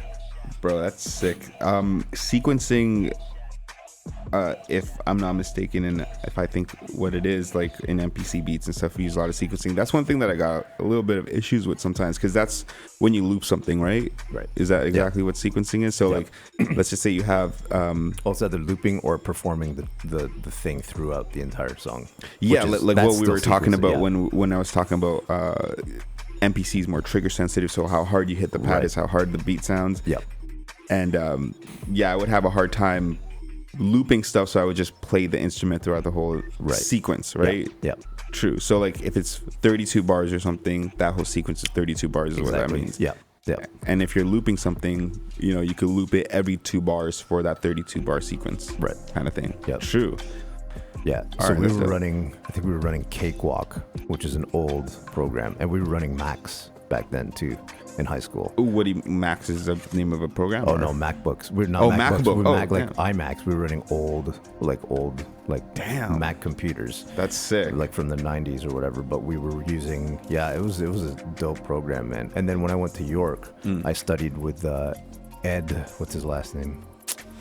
Can't remember his last name, but he's from Saved by Technology. He's like one of the big, back in the day, he was one of the big guys in Toronto for sequencing and that kind of thing. And That's just like, sick. so I studied with him. Wow.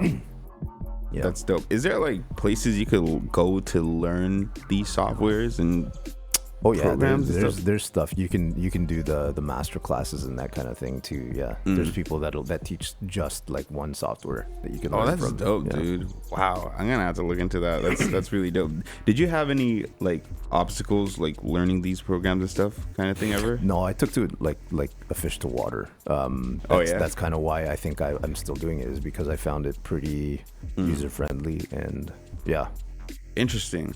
I mean, I had guidance too, right? Don't get me wrong. yeah. But I knew I had ideas, and it was just a matter of actually like doing them properly. And I think if you're an idea guy, and you have the drive to learn, it'll come natural. No, 100%. That's awesome. Do you think knowing piano and music theory definitely like helps a lot? Yeah. I with know. that stuff, I meet all kinds of new producers. True. Yeah. Who don't know what a major chord is, and who don't know what a know who don't know what a perfect fifth is, and that kind of thing. And they don't know what they're doing. They just know how to make beats, but they're following the current trends. And to be honest, trap is on its way out. We had that conversation before. Right? Yeah. So like, what are they gonna do when the next movement of hip hop comes in, or the next movement of EDM comes in, or when rock comes back and takes over? 100%, what are they gonna do? That's As a crazy. producer, what are you gonna do? Yeah. How are you gonna sustain? How are you gonna work with clients? Yeah. Like That's wild. if you don't know how to mic a drum set, if you don't know how to mic a guitar amp properly, if you don't know how to mic vocals properly, if all you know is making trap beats, what are you gonna do 5 years from now as a producer that's trying to make money? I was reading a book. I found a book in the library that I was browsing through, and about miking guitars and pianos and stuff. And that's basically an art. That's an art in just itself, man. Have to put it like a certain distance away, and all that stuff. Yeah, direction, using the mic properly. But it's interesting that people do that over plugging the guitar or the piano directly into the audio input. You get a different sound. Oh yeah. You get a different sound. Yeah. If you're plugging straight in, it's a clean sound. You know what I mean?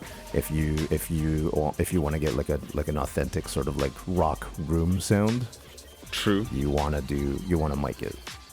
But That's why like certain distorted sounds or musicians like Wu-Tang or like grunge kind of things like sound that way because they don't want it to be like clean.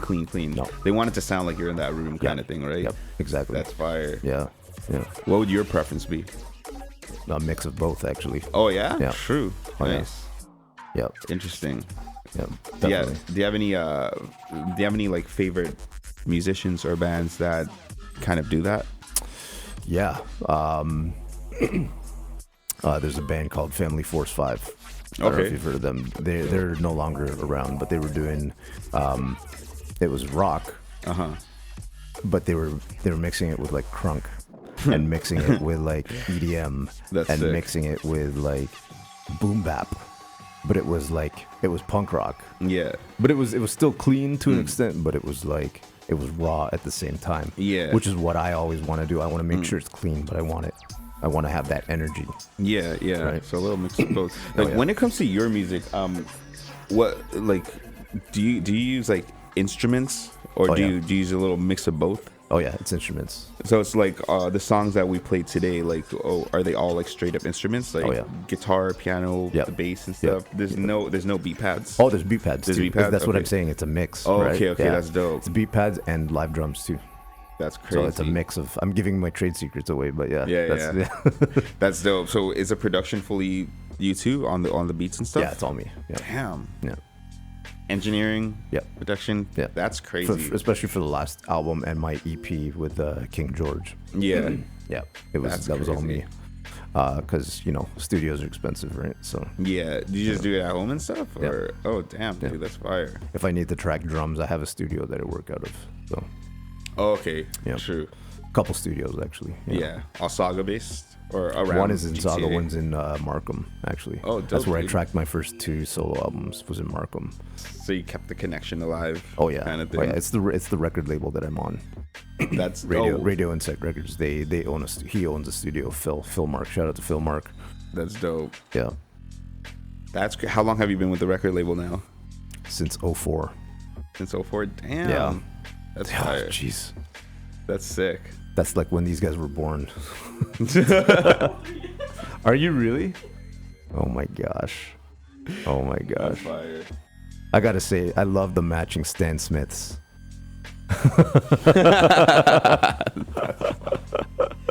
We've got two friends in the studio who are rocking the same shoes.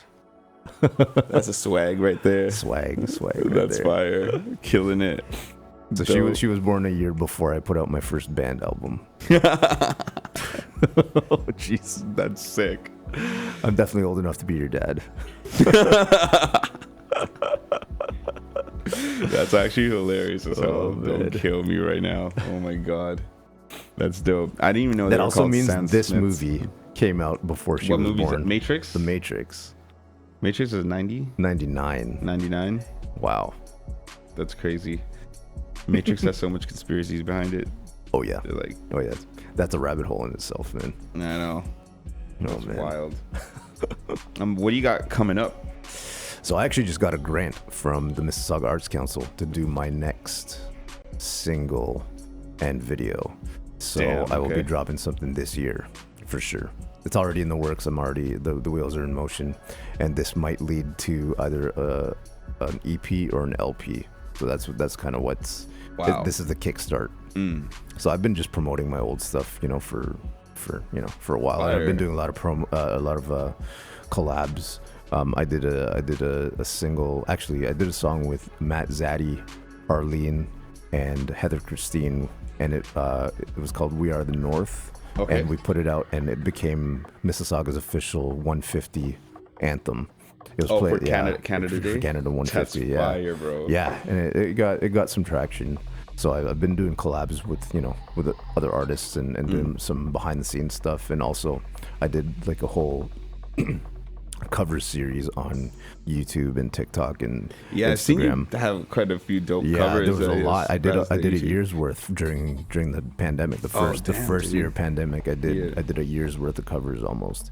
So it was it was a long process, but it was kind of like getting my feet wet with what's coming up next. 100%. So That's dope. And the filmography and music is all the same. yeah, on that it's one, so all kind of in the same. It all contributes to the same thing. Kind of like what I was saying with Jim Morrison. Yeah. I'm trying to take every aspect of what I do to make one face, one performer. That's So dope. It's just everything under the same name too. Like a multiverse. Yeah, exactly. That's wild, my dude. Thanks, man. Thanks. That's sweet. So Mississauga Arts. That's you got the Mississauga Arts Council. Yeah. So shout out to the MAC, Mississauga Arts Council. Oh, Shout is that out what it's to- called? Yeah, That's such it's a MAC. pimp name. Shout out to the Mac. Yeah, shout That's out to crazy. MAC. Thank you so much for your support. And I'm gonna have something out soon. That's fire. When it comes to writing grants, like there's like an art. It's to an art that. form. Yeah, 100%. Yeah. Have you been doing it for a while? Oh yeah, I put in for grants from. Do you remember Video Fact? Video Fact was Much Music, and Much Music fair. used to give grants to artists that wanted funding for their music videos. Yeah. And there was Factor, same thing. Factor's still around. Video Fact's not around anymore. But Video Fact. So get this. You know who the artists were that would get the grant money? Or are they the big names? Cardinal Official. Oh, dope. like Before the blow up and stuff. No, Oh, he like, was already he big. was already big. Yeah, Damn. guys That's like crazy to think. Mariana's Trench. I don't know if you remember them. Yeah. You remember them? You were born in 03. You were like 3 when they came out. Mariana's They're Trench. still they had a run. I know they were popular. big. Yeah, like Simple Plan. Those guys were getting the grant money. Oh, I actually didn't even realize all those guys are like Canadian artists. Oh, like yeah. Mariana's Trench as well too. I did not. Yeah, I think maybe. Yeah, I'm pretty sure they're Canadian. Yeah, I might be. Damn. I might be like way off, but yeah. Just Yeah, listen to like, Mariana's Trench right now. nice, nice. So yeah, the big names were That's getting fire. that grant money. So it's like, yeah. So, That's kind of like really biased. that's kind of like yeah, I don't want to start any conspiracy Exposing the theories, but industry. yeah, that's kind of how it was. It definitely felt like it's impossible to break into that sort of. Uh-huh. Yeah, and I had like reputable directors that were writing my grants for me too. Like, Oh, okay. So you had friends writing this yeah, for you because they kind of knew the game. Shout out to Jeff Campagna, who was like a big time director at the time. I had like I had a couple that I was working with the NE, who's a production company. Like they make movies and they make music videos. True. And they did big budget stuff, and they wrote grants for me, and I couldn't get it because So 'cause- wild, dude. because of who else was getting it, right? So. But yeah, That's shout out wild. to Mac. Shout out to Mississauga Arts Council, who were looking out for the little guy. That's sick. That there's actually people looking out, like Yeah. for real. What advice would you give to artists or musicians that don't even know about grants and the fact that that literally like there's a budget that Canada Oh, yeah. has like yearly that will give you thousands of dollars to work on your art. Like how does somebody even like go in the direction of applying for a grant? Hook up with a grant writer. Okay. They're gonna take a percentage. Okay. But they know what they're doing.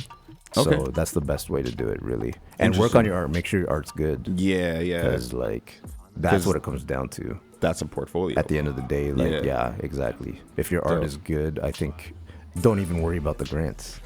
Just get it out there because like the right people will hear it and and market it Interesting. properly. That's so awesome. just my thing is work on your art. Make sure your art is good. Yeah. Because like there's some people that are gifted stuff. They're given opportunities 100%. Yeah. and their art is whatever, not the greatest, and then they fall off. Yeah. But if you work hard for it, that's the important thing. The one thing I teach is always work ethic. Work ethic trumps talent too. Yeah. You know what I mean? Yeah, look at 100%. DJ Khaled. Yeah. Look at Puff Daddy. Yeah. The two most overrated artists there ever were. Those are 100%. the two guys, but they have work ethic. At the end of That's the day, and facts. they had money to begin with, but like work ethic. Yeah. And at the end of the day, they are where they are because of that work ethic. 100%. So talent, like sure, if you have talent, cool, but don't think that you are owed something because you have talent. Damn. Right. That's deep. So that's where I dwelled in that space for a very long time. Yeah. And it facts. can I hear beat that. you up. Me too. Yeah. So it's not. 100%. It's really important that you make it part of your being. Actually, I don't even want to call it work ethic. I was listening to a podcast today, the Adam Carolla Show, and they were talking about this today. Adam Carolla. Okay. He was talking about discipline, and that's not a fun word because No. it's not sexy. There's nothing about that it doesn't. It's not a secret sauce. You know what I mean? Yeah. But discipline is the secret sauce. 100%, So if you yeah. make it part of, if you like schedule your day to work on your stuff Yeah. and are doing it daily, that's the secret sauce. And it's hard work at the end of it is hard work, but like call it discipline because then it becomes easy if you're doing it every day. It's no different Yeah. from working out. It's no different from eating clean. Yeah. It's making the right decisions all the time. 100%. I sound like an old man, but this is the secret to getting where you need to be. Routine and discipline. 100%. Routine, yeah, absolutely. It's that schedule thing, man. Like it's facts. Like when I started this whole radio thing, there was a year between when I met the radio people and they told me I could have a show on air and when I actually had my show on air. It was a year. It was Wow. a year because I had to pre-record something and send them like a demo almost, yeah. basically. And I was working. I had these it wasn't until I like opened up a notebook and I wrote, okay, 12 p.m. go to the studio, 12 to 1 work on the podcast. Right. 1 to 2 work Yeah. on your music. Yeah. 2 to 3. This is what they gym. teach us in school, man. Like we would have agendas, remember? And it's proven it works. Yeah. I don't believe in the secret and that kind of thing. Write but it down, bro. not that there's anything wrong with Write that stuff if you down. believe in that. But like that's the tenet of the secret is like, you know, they say vision boards and that kind of thing. If you're constantly looking at something that reminds you that you have to do stuff, Yeah. then you do it. Yeah. Right. So that's what it comes down to. That's what I want to. That's my one takeaway. And I'm preaching to myself too. Like, Yeah, I feel you. Yeah. you know, like make it part of your daily. Yeah. Yeah. Half the time when we're saying something, like we're saying it for others, we're also saying it for ourselves. Like, Right. and that's why it's so impactful and stuff too. Like, I think so too. yeah, 100%. It's relatable, man. Like we all know that we could improve in different ways, right? Yeah, it's how bad do you actually want it? And Right. you're right. Like writing it, seeing it, and hearing it. I think those are the 3 things you kind of like absolutely. gotta indulge in and stuff. But writing it, especially when it's there on paper, Yep. and you look at it, like it's like, oh wait, this Or is even a task. even on your phone, if you put alerts and reminders. Yeah, yeah. There's a ding there, and it reminds you, and there you associate the what do they call it? Pavlov's. Like the dog thing. Yeah, the dog thing. Yeah, yeah. What is it called? Pavlov's response. So you hear a ding, and then you're like, oh yeah, I gotta work out. Oh yeah, I gotta throw some chords together and record it. Yeah. Or I gotta write some lyrics. 100%. Right. Exactly. Whatever way works for you. Like I could have an alarm in my phone every day for 3 weeks though, and like I'll see it and I'll just like ignore it. I'll be like, oh, Well, different, isn't that? Different strokes for different Yeah. folks. Right, So, at the but end for of the me, day. like when it's on like a piece of paper Yeah. and I'm like physically writing it down, and I found like I started doing this a week ago. Like I wrote the date. Yeah. First, I wrote the date of today, and then I wrote the date of tomorrow, and then I wrote a bunch of stuff that I need to do. Yeah. And I was like, you know what? And one of the things that I wrote on that list was write a list like this every day. Oh yeah. And like I actually been nice. writing it for like the past week now, and it worked. And it was literally like these guys could attest because they're my friends and my coworkers. So I was just sitting nice. at work, bored, and I was like, oh, here's a scrap paper. I'm just gonna. I just started writing the date, and I didn't know what I was gonna write. I was like, why don't I just write what I'm gonna do tomorrow? And I Nice. just like wrote a bunch of shit. Nice, I took it nice. home, and it's been a week. So Wow. yeah, There you go, man. it's like random stuff like clean my living room. Hey, it organize works, my man. bookshelf. It works. I'm telling you, it works. It works, man. So. It does, dude. We got time for one more song. Yeah, sure. Do you want to play? Look how much I know about this. Okay, you want to play "Rock and Roll Is My Woman," shit. "Waited," or "Let's Go to the Cougar Bar"? We got time for 2. Yeah. Okay. You can play all of them. Let's do "Rock and Roll's My Woman," Dope. and then let's go to the Cougar Bar. Sounds good. Actually, no. Let's go to the Cougar Bar first. All right. This one is produced by Lady Gaga's guitar player. Yeah, that's fine. How did you get in touch with Lady Gaga? So he was mine before he was Lady Gaga's. So that's the thing. He's from Scarborough. Ricky Tillo. What? Actually? Yeah, man. Yeah. We went to York together. Guess what? Neither of us graduated. And we're the only 2 that are still doing music. Everybody I know that went to York for music is working a desk job. Yeah. Or doing like... That's a trip. Well, actually, no, that's not true. I know one that's like a music teacher, and she's like... She still does covers and that kind of thing, but like... Yeah. But like, we're the 2 that are making music.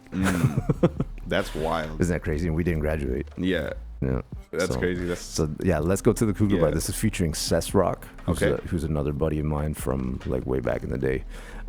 He's got a lot of credits to it as well. Sick. But remixed by Ricky Tillo, and then "Rock and Roll's My Woman" is my anthem. That's the one. That's the very first song I wrote as a solo act. Oh, dope. Dude. Yeah. So this is That's and that fire. one's from. So let's go to the Cougar Bar is from Breakfast with a Psychopath, my second album, which you can Okay. find on Spotify. Yeah. And Rock and Roll's My Woman's from my first album called Record of the Year, also on Spotify. So Dope. guys, stream it. Help me get to like 12 streamers. I got you. I got one. We got 1, 2, 3. Okay, There you go. We There good. you go, man. All right, here it is, right here on Pro. Oh wait, you said we have time for 3? Yeah. Okay, play Waited, Waited? as well. Waited is a love song that I wrote to my high school chick. That's hilarious. All right. Telling you, broken hearts make for good music. Somebody told me that one time. I was like, oh shit. You know what? A lot of good music you hear. It sounds like the dude's It's out true, of right? heartbroken. That's hilarious. It's true. All right, let's do this. Off what album is Let's Go to the Cougar Bar again? Oh, that's on Breakfast with Breakfast the with Psychopath? All right, from amazing. 2009. And then the last 2 are from Record of the Year from 2007. Record of the Year. That's a sick name. Thanks, man. Thanks. All right, here it is, right here on Poetic Radio. I want you to introduce a song, actually. Let's do it. Okay, this first song is called Let's Go to the Cougar Bar, the remix by Ricky Tillo, featuring, well, it's me featuring Cesrock.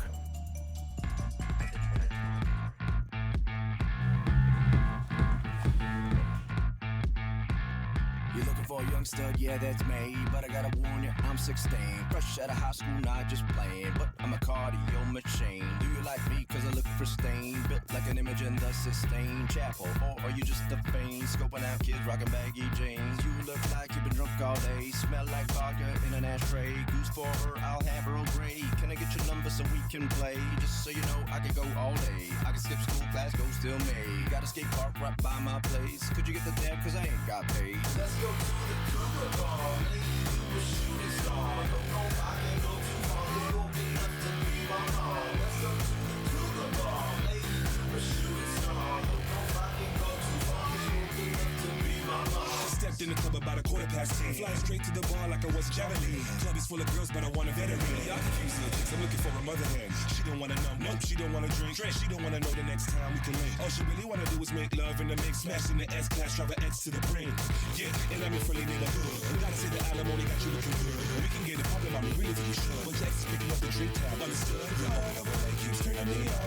Come and let the drink all down to the girl. Feeling like Marvin Gaye, baby, let's get it on. Afterwards, we can hit your golden girls never fall. Let's go to the Cougar Bar, lady, a shooting star. Don't know I can go too far. It's gonna be enough to be my mom. Let's go to the Cougar Bar, lady, a shooting star. Don't know I can go too far. It's gonna be enough to be my mom. You're looking for a rocket prize.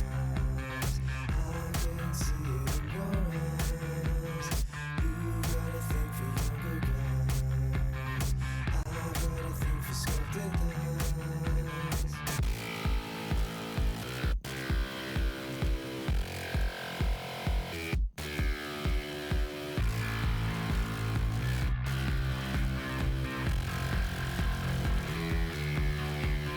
Let's go to the Cougar Bar, lady, you a shooting star. Don't know if I can go too far. It's gonna be enough to be my mom. Let's go to the Cougar Bar, lady, you a shooting star. Don't know if I can go too far. It's gonna be enough to be my mom.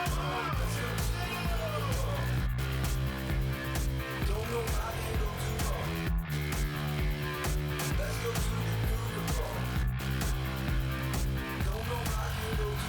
go to the Cougar Bar. Don't know if I can go too far. Let's go to the Cougar Bar.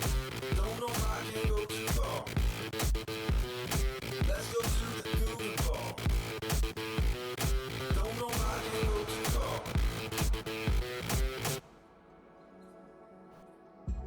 All right, that was Let's Go to the Cougar Bar by myself, The Identity Crisis. Again, you can find me at theidentitycrisis.com. Follow me on my socials at The Identity Crisis on Instagram, at theidentitycrisis.com on TikTok.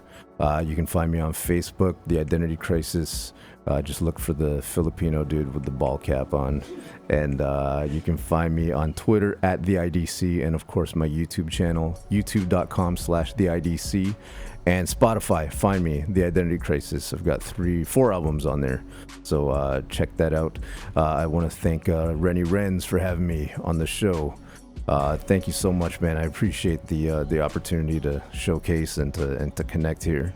And I think we only have time for one more song because the next show needs to get in here. But this next song is the very first song I ever wrote, called Rock and Roll's My Woman. Check it out, man. And thank you so much to everybody listening and everybody watching on Twitch. And to the Stan Smith twins, thanks for stopping by. Peace, guys. This is Rock and Roll's My Woman.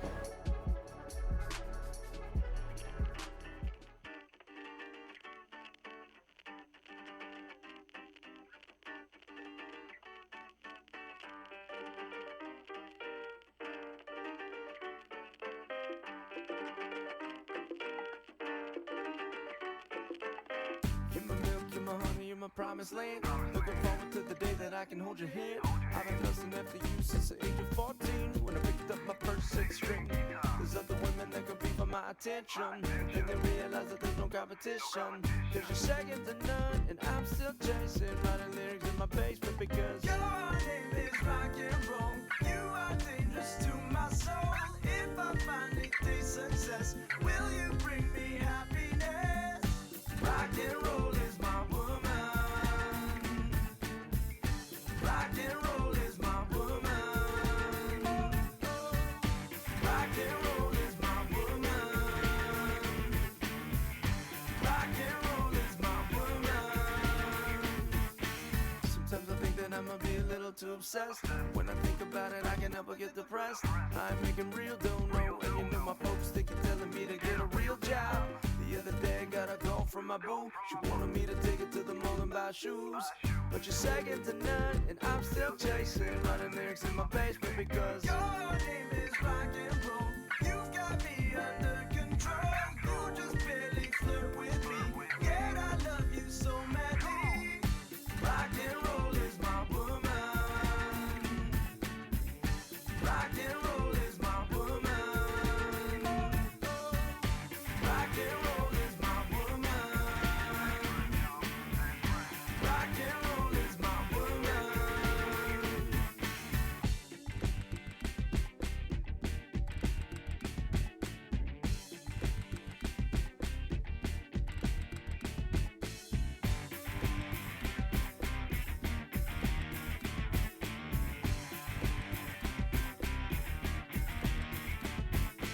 Your name is rock and roll. You are dangerous to my soul. If I finally taste success, will you bring me happiness? Rock and roll is my woman. Rock and roll is my woman. Rock and roll is my woman. Rock and roll is my woman. Rock and roll is my woman. Rock and roll is rock and roll. Rock and roll is my woman. Rock and roll is rock and roll. Rock and roll is my woman. Rock and roll is rock and roll. Rock and roll is my woman. Rock and roll is rock and roll.